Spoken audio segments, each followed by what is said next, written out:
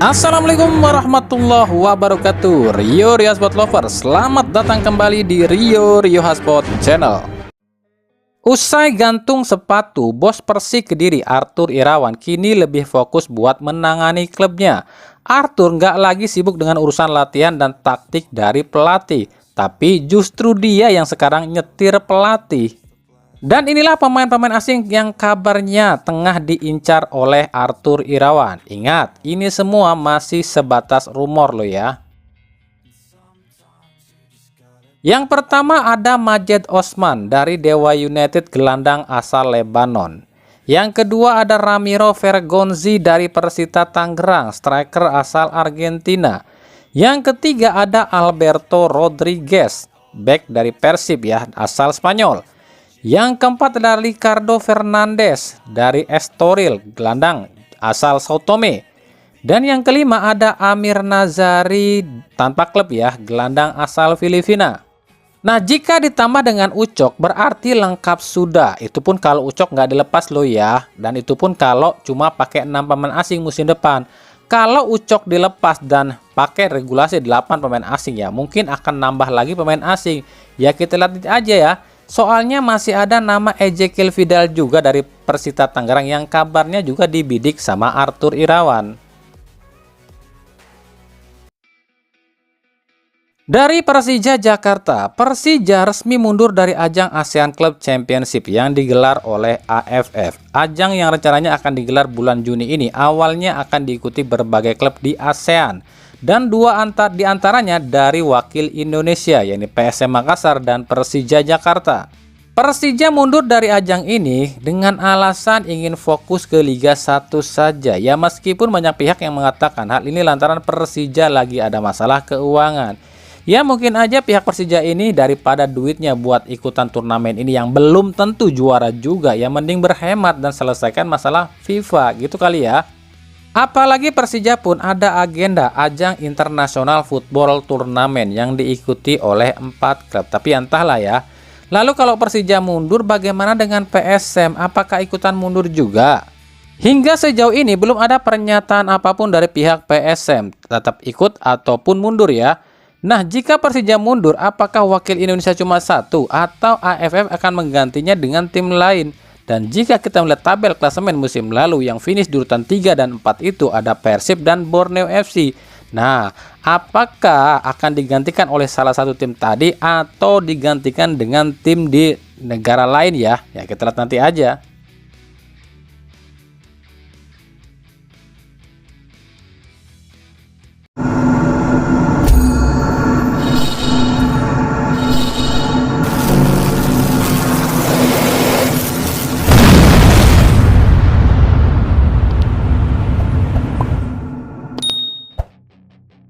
Menpora Dito Aryo Tejo sampai turun tangan membujuk Cerezo Osaka agar mau melepas Justin Hubner ke timnas U23. Dalam postingan Hamdan Hamadan, tampak Dito Aryo Tejo menemui Duta Besar Jepang di Jakarta. Nah, menurut Duta Besar Jepang untuk Indonesia ya, dirinya akan coba merayu Cerezo Osaka agar mau melepas Hubner. Sebab diketahui ya, Justin Hubner saat ini jadi pemain paling terkenal loh di Liga Jepang. Kenapa Justin Hubner jadi pemain paling terkenal? Padahal kan dia cuma pemain Indonesia. Sebab selain Justin ini pemain Liga Inggris yakni Wolverhampton, naiknya popularitas Indonesia pun membuat nama Justin Hubner ikutan naik juga di Liga Jepang. Oke, kita ini sedikit sharing aja loh ya. Kalau kalian mungkin sudah sering dengar atau melihat ya, ada atau banyak ya media-media luar seperti media Malaysia, media Vietnam atau media Thailand yang sering banget nyinyirin timnas Indonesia. Itu wajar sih. Sebab faktanya Indonesia di bawah tangan Erick Thohir ini popularitasnya menjadi nomor 1 di Asia. Bahkan popularitas Indonesia ini tuh mengalahkan juara AFC Cup Senior Qatar dan juara AFC Cup 23 Jepang. Nah, juara-juara Asia ini tuh biasa aja. Tapi ketika Indonesia masuk semifinal bahkan bisa ngalahin Korea, itu popularitas Indonesia melesat tinggi. Jadi wajar banyak pihak yang iri akan popularitas timnas Indonesia ini. Padahal faktanya ya, orang-orang yang atau media-media yang suka nyinyirin timnas Indonesia ini belum tentu mereka ini paham betul sepak bola.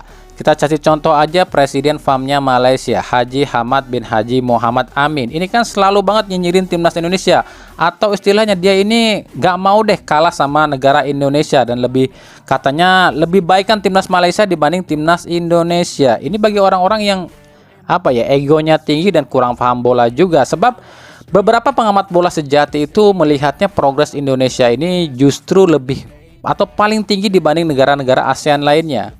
Seperti yang diungkapkan oleh mantan pelatih timnas Malaysia Ong King Swee, yang mengatakan harusnya media atau warga Malaysia itu nggak boleh iri atau nggak boleh nyinyir sama Indonesia. Harusnya Malaysia itu belajar dari Indonesia. Indonesia emang gencar naturalisasi, tapi ada hasilnya, dan kebanyakan yang dinaturalisasi itu mainnya di luar negeri.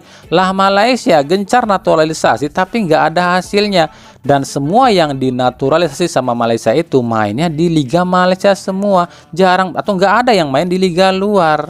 Bahkan Ong Kim Swee ini tuh salut loh sama Erick Thohir dan Sintayong, dan gak habis pikir juga kok bisa kepikiran gitu loh memotong satu generasi di timnas dan ambil pemain keturunan yang benar-benar pas buat timnas. Bahkan Kim Swee ini mengatakan sepak bola Indonesia ini 2-3 tahun ke depan mungkin bisa merajai Asia. Bahkan bukan cuma Ong Kim Swee aja loh yang salut sama Erick Thohir dan Sintayong dan program-programnya. Sekelas pelatih-pelatih hebat seperti Roberto Mancini, Sven-Goran Eriksson, hingga John Terry aja salut dan bingung gimana caranya Erick Thohir dan Sintayong ini bisa menyulap timnas yang tadinya nggak dikenal siapa-siapa jadi tim yang paling populer.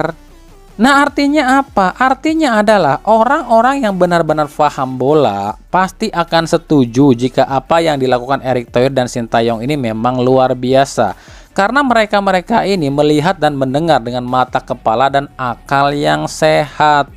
Jangan seperti orang-orang busuk yang ada di dalam negeri yang nggak mau mengakui kehebatan program atau keberhasilan program PSSI atau Timnas ya.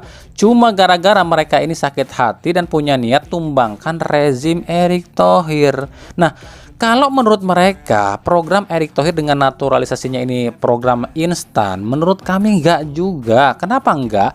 Sebab yang dinaturalisasi ini tuh masih muda-muda yang masih bisa berkembang 3-4 tahun ke depan. Kalau mereka mempermasalahkan soal naturalisasi yang katanya akan menghambat talenta lokal, yaitu sih balik lagi ke liganya juga, ke klubnya juga. PSSI atau Erick Thohir mau sekuat apapun berupaya majuin liga, tapi kalau orang-orang liga dan klubnya ini menghalangi, ya sama juga bohong. Pemain lokal nggak digaji atau gajinya kecil, terus klubnya kebanyakan main sabun di liga. Giliran pemain dipanggil ke timnas, alasannya macem-macem. Giliran pemainnya dihujat atau pemain lokal kita dihujat, ngamuk-ngamuk atau mental tempe. Apa masih nyalahin program PSSI? Kita tuh harus melihat ke semua sisi, nggak bisa lihat dari satu sisi. Kita nyalahin program PSSI atau nyalahin program Sintayong dan Erick Thohir, tapi kitanya nggak bisa membenahi di dalamnya juga. Kan ini sama juga bohong. Lu nyuruh orang berubah, tapi diri lu nggak berubah, kan aneh namanya. Makanya sering kami bilang, jalan satu-satunya agar sepak bola Indonesia ataupun talenta lokal dan Liga Indonesia ini ingin maju pesat, ya rombak total semuanya, rombak kebiasaan, rombak PSSI, rombak Esko, rombak operator, jadiin full sepak bola industri. Isi dengan orang-orang yang memang berkompeten ngurus sepak bola, bukan orang klub. Karena selama diisi orang-orang klub, ya liganya akan terus seperti ini dan sulit berkembang.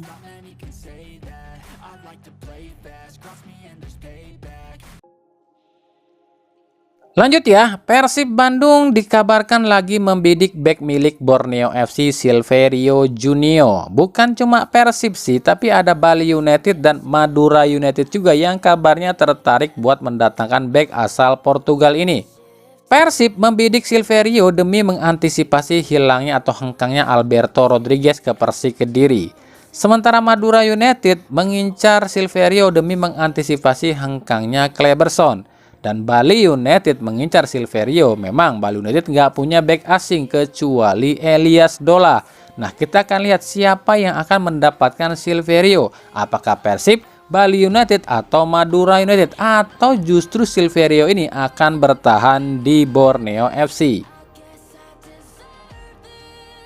Nah, buat yang nanya soal McLough, kemarin banyak yang nanya soal nasib McLough. Kami udah jelasin ya, kalau McLough ini emang punya niat untuk pindah ke Bali United musim depan. Meskipun kontraknya ini masih ada 1 tahun lagi loh ya di Persib. Tapi kami sebutkan ini tuh baru sebatas rencana aja loh ya, belum tentu jadi juga. Tapi ya kalau kita lihat dari gesturnya Boyan Hodak yang lagi nyari playmaker, ya bisa aja playmaker itu buat gantiin posisinya McLough. Nah, makanya saat ini tuh santer beredar kabar atau rumor kalau bos Persib ini memang lagi gencar-gencarnya ingin menarik ataupun mengambil Tom Haye dari timnas ke Persib ya.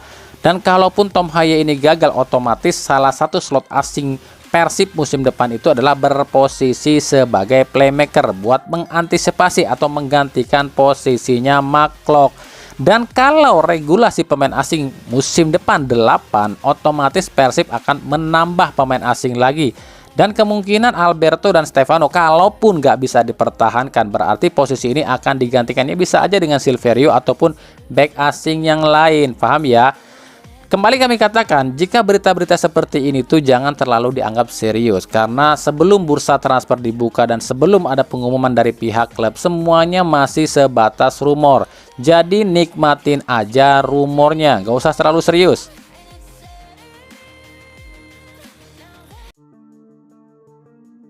Dari Rans Nusantara FC, terdegradasinya Rans ke Liga 2 membuat sejumlah pemain Rans dikabarkan akan hengkang alias cabut dari Rans. Ada yang merasa memang kontraknya habis, ada juga yang nggak mau main di Liga 2 katanya. Nah, kita akan lihat nih, siapa aja sih yang kabarnya akan hengkang atau mungkin pergi dari Rans. Ada Hilman Syah, kiper. Dia ini resmi katanya sih nggak mau lagi di Rans nih, dia udah diposting di Instagramnya juga. Yang kedua tuh ada Dandi Maulana, masa pinjamannya habis dan akan kembali ke Persija. Lalu ada Taufik Hidayat yang katanya sih akan balik lagi ke PSIS. Tapi ada rumor terbaru, Taufik Hidayat ini pun katanya sih masih atau diincar juga oleh Persib Bandung nih. Sebab Taufik Hidayat ini juga adalah mantan jebolan dari Diklat Persib. Lalu ada Samsul Arifin, bek kiri juga nih. Kabarnya sih akan pulang lagi nih ke PSS Sleman. Ada Marco Sandi, bek kanan, kabarnya akan ke Persipura ataupun ke PSBS Biak ya. Lalu ada Zidan Afandi, ini lagi diincar Persija Jakarta nih. Ada Rizky Pelu yang fix atau resmi mungkin akan ke Malut United. Lalu ada Kushediya Haryudo, ini dirumorkan ke Kediri sih. Ada Abdurrahman, ini juga sama nih, dibidik sama Persija dan Madura juga nih. Ada Rabanis Tasnim dan juga Antoni Putro Nugroho yang dua-duanya ini ditarik ke Bayangkara FC karena mereka polisi. Jadi buat Raffi Ahmad yang sabar, karena inilah realitas sepak bola, yang datang dan pergi itu udah biasa dalam sebuah klub.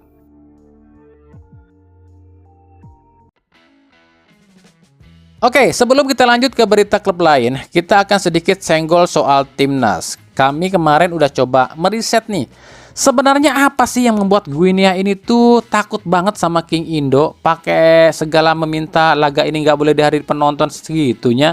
Emang apa sih yang membuat mereka ini takut sama King Indo? Ternyata ini yang kami temukan. Ternyata setelah kami selidiki, ada 3 kelemahan utama yang membuat mereka ini khawatir saat menghadapi Indonesia. Yang pertama, ternyata tim Guinea ini tuh selalu kesulitan untuk mencetak gol. Meskipun para pemainnya ini terlihat kuat dan kokoh, tapi faktanya para penyerang Guinea ini tuh nggak gacor-gacor amat. Di babak kualifikasi Olimpiade kemarin di zona Afrika ya, 5 gol yang dicetak Guinea itu kebanyakan dari set piece loh, bukan dari open play. Ini yang membuat pelatih Guinea ini khawatir jika harus menghadapi back-back beringas Indonesia. Yang kedua, karena pertahanan Guinea ini tuh rapuh. Di 3 laga yang dijalani kemarin, Guinea ini tuh udah kebobolan 4 gol, yang artinya hampir 1 gol setiap pertandingan. Dan rata-rata kebobolannya itu tuh berawal dari serangan balik cepat dan juga permainan atau 1 lawan 1 ya. Jadi istilahnya back-back Guinea ini tuh lemah kalau 1 lawan 1. Masalah yang ketiga adalah mental yang buruk. Negara Guinea ini adalah negara jajahan Perancis. Hingga saat ini masih dijajah oleh Perancis. Jadi mereka ini nggak punya mental yang kuat buat berontak. Ini pun terbawa di sepak bola. para pemain Guinea ini kalau kebobolan lebih dulu, mental mereka akan berantakan. Mainnya acak-acakan, ngamuk-ngamuk gak jelas, main kasar sehingga akibatnya kartu merah. Nah, inilah masalah utama di pelatih Guinea saat ini. Makanya dia ini menunjuk ataupun mengambil pelatih senior Guinea untuk dipakai di timnas U23 dan melarang laga ini dihadiri penonton. Karena dengan adanya penonton Ultras Garuda, mental pemain Guinea ini akan hancur lebur. Itulah kenapa laga ini ditutup. Karena ada permintaan juga ternyata dari CAF alias presidennya Federasi Sepak Bola Guinea.